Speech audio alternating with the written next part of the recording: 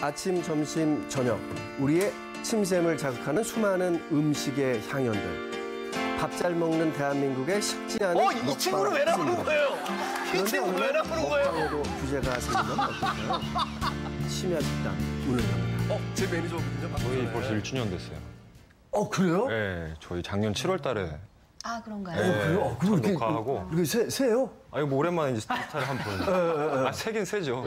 저희가 띄엄띄엄 너무 1주년이라서 나간 것 같지는 않은데 이런 것 같은데. 뭐 랜덤으로 했어도 살아남는 게 중요하니까요. 그러니까요, 원래 그러니까요. 시즌제로 해서 요즘에 많이 없어지잖아요.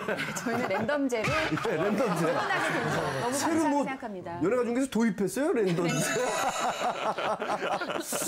요즘에 그 매니저가 저보다 더 셀럽이 돼가지고 최고시죠. 핫도그와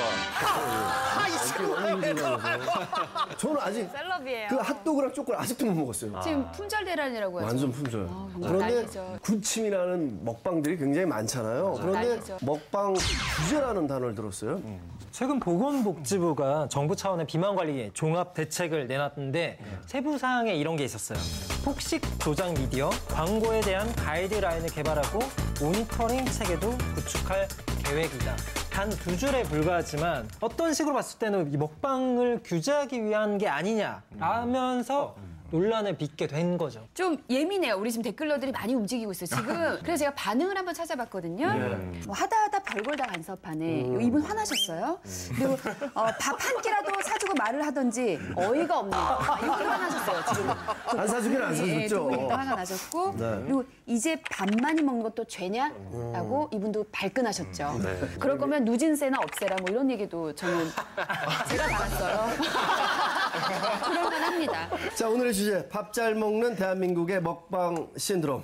우리 모두가 먹방에 열광하는 이유가 뭐죠? 통계청 자료에 의하면 이게 2035년까지 1인 가구가 40%까지 네. 증가한다고 해요. 그러니까 혼자 밥을 먹는 게 서글퍼서 그런 먹방을 보면서 같이 먹는 기분을 느끼고 싶다, 정서적으로.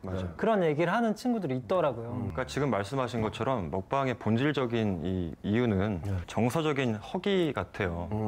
그러니까 로저굴드라고 하는 사회심리학자가 배 안에 있는 위 말고 유령 위장이 하나 더 있다라고 얘기를 했거든요. 유령 위장. 예, 그러니까 뭐 힘들고 외롭고 슬프고 하면은 배가 고프다는 거죠. 네. 그런 어떤 심리적인 측면이 사실은 먹방 열풍을 일으키는 근본적인 원인이 아닌가 생각을 해요. 저는 문화 트렌드적으로 보면 이 먹방이 가장 쉽게 행복을 얻을 수 있는 방법 중에 하나예요. 근데 이게 왜 그러냐면 우리 사회가 예전에는 굉장히 뭔가 성공이라든지 뭐 이렇게 큰 거에 대한 것들을 시도해서 성공을 이룰 가능성이 좀 있었던 그런 시대가 있었는데 지금은 이런 부분들이 상당히 많이 꺾어졌다는 거예요. 그래서 이게 성장의 사다리가 꺾어졌다는 얘기를 많이 하는데 그러다 보니까 내가 손에 잡히는 행복을 찾으려고 되게 노력을 많이 해요. 그런데 일각에서 계속되는 이 먹방 열풍을 지적하는 분들이 많습니다. 뭐 방송국 분들의 잘못된 부분도 있죠. 왜냐하면 너무 지나치게 이 먹방이 한번 통하기 시작하니까 주구장창 먹방만 나오는 거예요. 다른 장르에 대한 개발보다는 아주 좀 더 간단하게 쉽게 편하게 갈 수 있는 부분이 있다 보니까 또 인터넷 방송이 요즘 먹방이 엄청 잘 되고 있잖아요. 거의 1위를 찍고 있는 BJ 벤츠의 경우를 보면은 구독자 수가 192만 명이에요. 연간 벌어들이는 수익이 7억 원 정도 있어요, 작년. 저희 코너 자체도 왠지 모르겠지만 뭔가 식당 먹방, 같고. 식당 같고, 심야 식당 같고. 한 번도 여기서 뭘 뭔가 먹은 적이 이것도 왜 없잖아요. 제목을 지을 때 뭔가 그게 통하니까. 이걸 먹겠냐고요? 이제 먹방 자체가 문제가 아니라 네. 다 비슷비슷한 먹방이 문제라고 생각해요. 음식이라는 게 사실은 그걸 먹는 사람들이 사는 나라의 문화나 뭐 이런 거 다 같이 담기 마련이거든요. 히스토리죠. 그렇죠. 예. 그런 것들이 싹 빠지고 먹는 거에만 집중해서 보여주는 거는 제가 보기엔 이 자극성 문제는 분명히 있다고 봅니다. 또 요즘 유튜브 같은 거에 트렌드에 ASMR이라는 게 있어요. 결국엔 자율감각 쾌감작용 이런 식으로 해서 맛, 먹는 소리 막 이런 것을 굉장히 궁극적으로 극대화시켜서 좀 보여주는 그런 방송도 있는데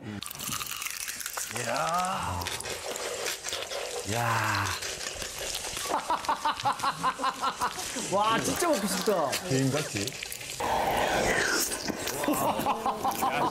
이거 소리는 진짜 잘 들린다.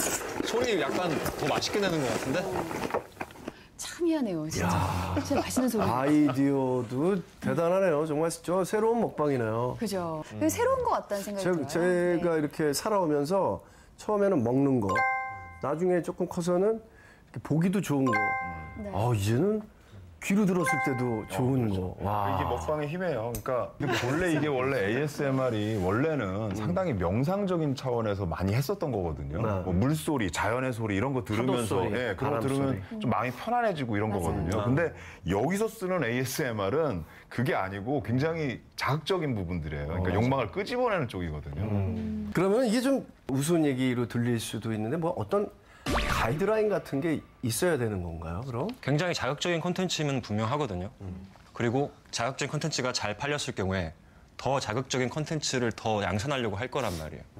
적어도 먹어서 방송을 하고 있는 사람들에 대해서는 규제가 좀 필요하지 않을까라는 생각을 하는 거죠, 저는. 위험한 방송도 실제로 많아요. 제가 봤을 때는 초등학생들, 유치원생들 다 유튜브를 보는데 무슨 선인장 이런 거 먹는 영상도 많고요. 그래서 너무 그 위험한, 그러니까 먹는 걸 먹되 정상적인 걸 먹고 좀 컨트롤이 되는 거면 가능한데 사실 규제가 없다 보니까 심각하게 정말 우리가 말로 형용할 수 없을 정도의 심각성도 굉장히 많이 있거든요. 그래서 먹는 거를 규제한다는 게 지금 저희가 그냥 다 들어서 웃긴 말이잖아요. 굉장히 시대착오적인 발상이고 하지만 어떤 극단적인 케이스 예를 들면 방송에서 캡사이신 먹방을 한다든지 토할 때까지 먹는 토먹 이런 걸 한다든지 어떤 방송 보면 뭐 식용유를 먹기도 하고 뭐 쇠를 먹기도 하고 뭐 이런 성인의 경우에는 어느 정도 판단이 서요. 아, 내가 저걸 먹으면 안 되겠구나. 내가 저렇게 먹으면 죽겠구나라는 정도의 생각이 있을 수 있는데 그런 어린이들에게까지 분명하게 모두에게 노출되는 건 문제가 있다.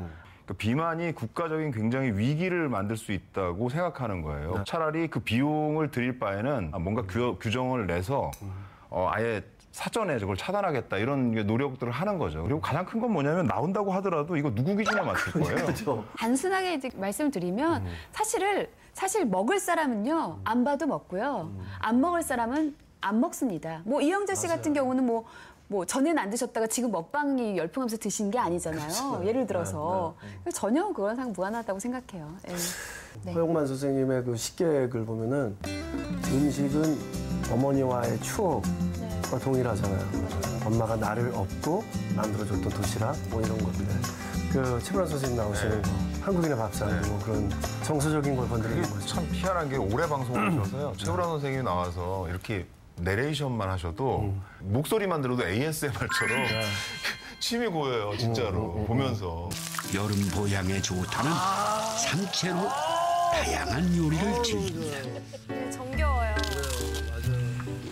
저 오늘 이걸 하면서 정서적 허기라는 단어가 가장 마음에 좀 와닿았거든요. 이번 사건에 있어서 반응들 중에 가장 인상적이었던 게 먹을 것도 마음대로 못하게 하느냐, 내 마음대로 못하게 하느냐라는 반응이 되게 와닿았어요. 그게 뭐냐면 지금 저희가 마음대로 할 수 있는 게 먹을 것밖에 없다는 얘기도 되거든요. 그러니까 먹방이 어떻게 바뀌어야 되느냐 이런 고민을 정부나 이런 쪽에서 하는 것보다 그것보다도 우리가 이런 정서적 허기를 왜 느끼고 있는지, 왜 우리가 먹고 사는 걱정을 이렇게까지 해야 되는지 그거에 대한 걱정이 더 먼저 선행돼야 된다고 생각합니다. 여러분의 생각은 어떠신가요? 심야 식담은 다음 주에 다시 찾아오겠습니다.